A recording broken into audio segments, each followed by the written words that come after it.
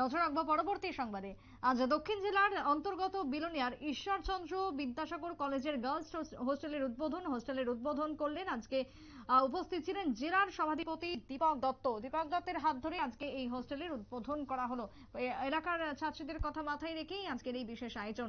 কি বক্তব্য উঠে আসছে দক্ষিণ জেলার বিলোনিয়া থেকে, শুনুন।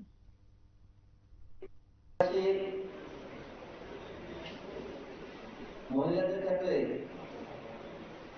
আমরা লক্ষ্য করেছি 30% সমস্ত ক্ষেত্রে চাকরি বাকরি থেকে শুরু করে 30% সংরক্ষণের ব্যবস্থা করা হয়েছে। মহিলাদের স্বাধীনভাবে চলাফেরার জন্য, তাদের সমাজে পুরুষদের পাশাপাশি সমতুল্য করে তোলার জন্য, তাদের অর্থনৈতিক মান উন্নয়নের জন্য আমরা লক্ষ্য করি আমাদের কেন্দ্রীয় সরকার বিভিন্নভাবে সাহায্য করছেন। প্রত্যেকটি পঞ্চায়েতগুলিতে গ্রুপের মাধ্যমে মহিলাদের স্বাবলম্বী করে তোলার জন্য তাদেরকে বিভিন্নভাবে বিভিন্ন শিল্প স্থাপনের জন্য সাহায্য করছেন।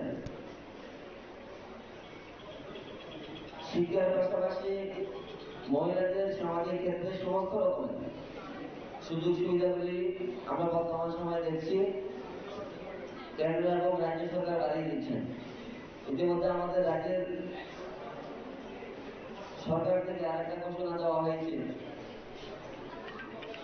যে আমরা বিভিন্ন রেশন শপগুলি আমরা এতদিন যাবৎ দেখেছি যে পুরুষদের নামে রেশন শপের ডিলারগুলি পারমিট দেওয়া হতো। এখন মহিলাদের নামেও এগুলি ব্যবস্থা করা হচ্ছে। আগামী দিনে যাতে মহিলাদের নামে ডিলারশিপগুলি পাওয়া যায়, এই ব্যবস্থাও করা হচ্ছে।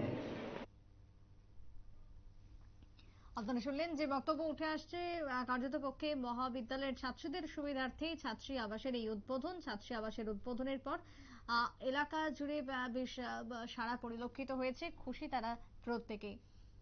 ছোট্ট একটা বিরতি নেব, ফিরে আসবো বিরতির পর, সঙ্গে থাকুন।